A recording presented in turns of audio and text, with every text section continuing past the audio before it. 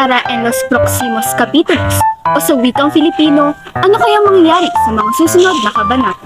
Mahanap kaya ni Sisa si Crispin at Basilio. Ano kaya ang gagawin ng kanyang asawa? Isang mapagpalayang araw sa inyong lahat. Ako, si Binibining Anton Raydin Licong. At ako naman, si Ginoong Joshua Lim. Narito ang buod ng Dalumitamo. Kabanata 22 hanggang 24. Ika-22 kabanata ng nobelang Nolimi Tangere, Mga Liwanag at Mga Anino. Narito ang talas-salitaan.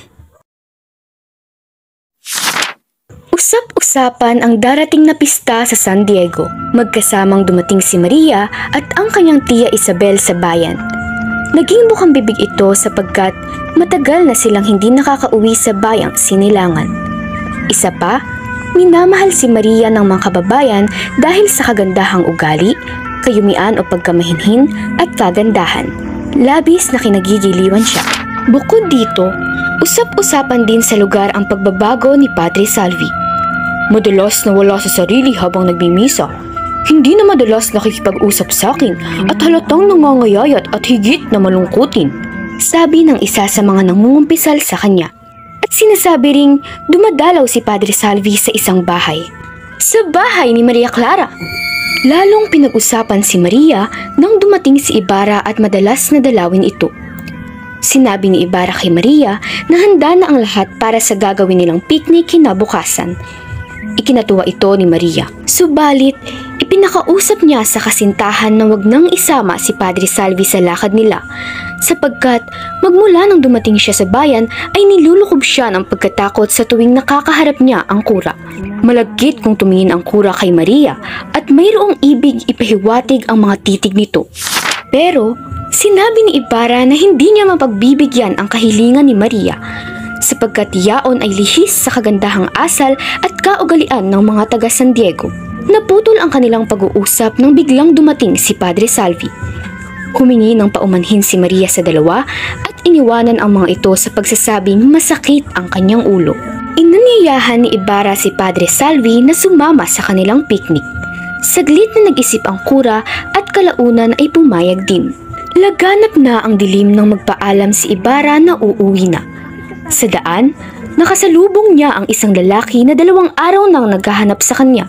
Hiningi ng lalaking nakasalubong ni Ibarra ang tulong nito tungkol sa kanyang problema sa asawa at mga anak.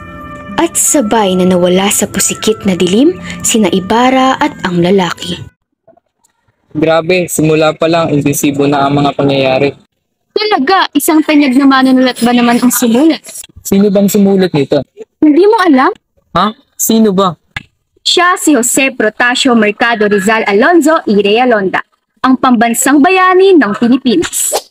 Alam mo ba na binalak ni Rizal na ipasulat ang ilang bahagi ng nobelang Nolimi Tangere sa ilan niyang kababayan na nakababatid sa uri ng lipunan sa Pilipinas? Subalit, hindi ito natupad kaya sinarili na lamang niya ang pagsulat ng walang katulong. Guys, kilalanin mo naman si Rizal. Ika-23 kabanata ng nobelang Nolimi Tangere, Ang Pangingisda. Narito ang talas-salitaan. Nagniningning pa ang mga bituin sa langit. Madilim-dilim pa at nagsigayak na ang mga kabataan, kadalagahan at ilang matatandang babae na patungo sa 2 bangkang nakahinto sa pasigan. Sila ay mayroong sunong-sunong ng mga bakol na mayroong pagkain at pinggan. Ang mga bangka ay mayroong mga bulaklak, mga iba't ibang kulay na kagaya ng gitara, alpa o harp sa Ingles, akordeon at tambuli. Narito ang litrato ng mga halimbawa. Si Maria Clara ay kaagapay ang mga matatalik nitong kaibigan na sina Sinang, Victoria, Iday at Neneng. Habang naglalakad ay masaya silang nagkwekwentuhan at nagbibiruan. Nagtig-isang bangka ang mga dalaga sapagkat lulubog daw ang kanilang sinasakyan. Dahil dito, mabilis na lumipat ang ilang kabinataan sa bangkang sinasakyan ng mga dalagang kanilang pinipuntuho. Si Ibarra ay napatabi kay Maria, si Albino ay kay Victorina. Natameme sa pagkakagulo ang mga dalaga pagdating ng mga kabinataan. Ang piloto ang sumasagwan sa 2 bangkang para umusad sa tubig ay isang binatang may matikas na anyo. Matipuno ang pangangatawan, kayumanggi, mahaba ang buhok at siksik sa laman. Hindi nabanggit ang pangalan nito sa kabanata, subalit ito ay si Elias. Habang hinihintay na maluto ang agahan, si Maria Clara ay umawit ng kundiman. Kinuha niya ang alpa, tumipa ng pasakali at umawit sa mataginting na tinig, malambing at puno ng damdamin. Namatay ang tinig, huminto ang awit, napipi ang alpa, ngunit nanatili silang nakikinig, walang pumalakpak. Naramdaman ng mga dalaga ang pangingilid ng kanilang luha at waring nabalisa si Ibarra. Maya-maya, nabasag ang katahimikan. Nagtawanan ang lahat ng natanto nilang hinipa ng dating seminaristang si Albino ang sungay ng kalabaw. Upang umano'y makapangasawa siya ng maharlika at mayaman. Maya-maya ay pinahayag ni Andeng na nakahanda na ang sabaw para sa isinisigang na isda. Ang mga nagpipiknik ay nasa may baklad na ni Kapitan Tiago. Ang magbibinatang anak ng isang mangingisda ay naman daw nasa baklad. Sinubukan nilang mamingwit ng isda, ngunit kaliskis man ito ay walang nasalo. Si Leon nakatipan ni Iday ang kumuha ng panalo. Isinalok ito. Ngunit wala ring nahuling isda. Sinabi na ang kawalan ng isda sa lawa ay dahil may buwaya sa loob ng baklad. Pero pinayapa sila ng ilang mga kalalakihan sa pagsasabing sanay si Elias na humuli ng buwaya.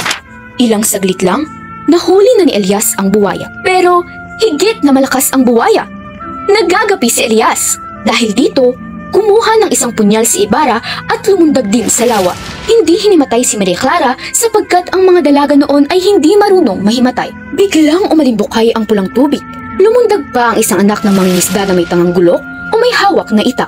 Pamaya-mayay, lumitaw sina Ibarra at ang piloto na si Elias. Na dahil iniligtas siya ni Ibarra sa tiyak na kapahamakan, sinabi ng piloto na utang niya ang kanyang buhay kay Ibarra. Natauhan si Maria nang lumapit sa kanya si Ibarra. "Hindi ka nakabalik," ani Maria. "Kung di ako nakabalik ay baka sumunod ka na sa akin." Pinagpatuloy ni Ibarra ang nais sabihin ni Maria. Nagpatuloy ang mga magkakaibigan sa pangingisda at nakahuli naman ng marami. Nagpatuloy sila sa gubat na pag-aari ni Ibarra. Nananghalian sila sa lilim ng mayabong na punong kahoy na tumutunghay sa batisan.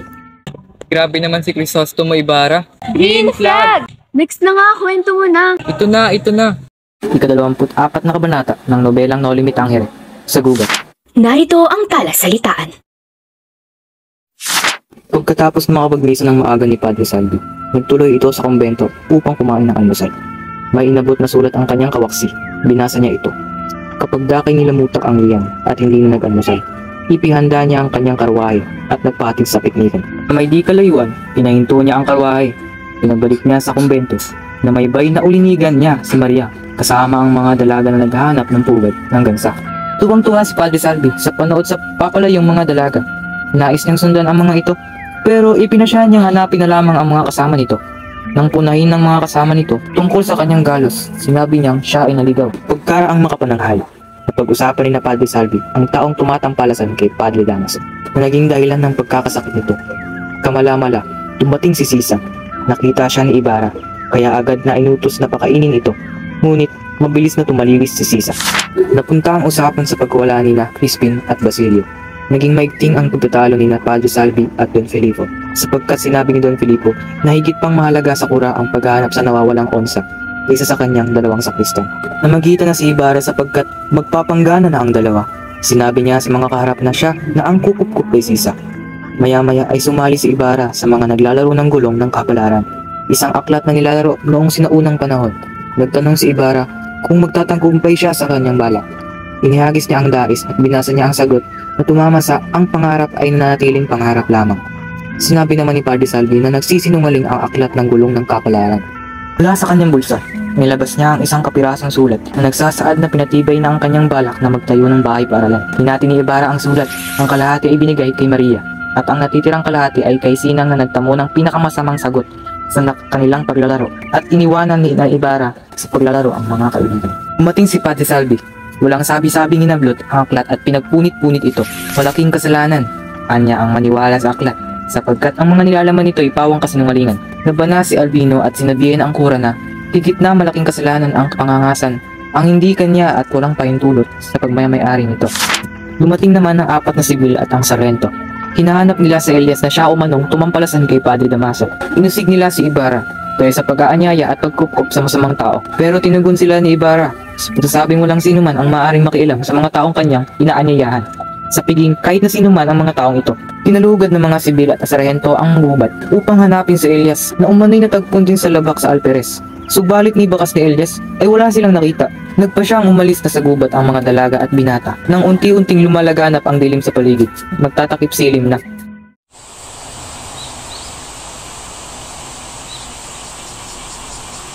Clyde, huy gising, hindi ka naman nakikinig.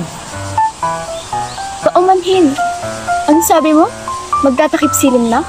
Oo, magtatakip silim na talaga. Lo, uwi na tayo. Pagagalitan ako. Inig ka ba? Nakatulog na ako eh. Eh di, hindi mo naintindihan yung kwento? May oras pa naman ako sa bahay. Panonoorin ko na lang muli yung kwento. Di ba may Google Classroom tayo na pinasa ni Ginang Cervantes? Oo, tsaka balita ko magkukwento rin yung iba nating kaklase sa mga susunod na kabanata naman. Abangan na lang natin silang magkwento. Okay, adios. Adios!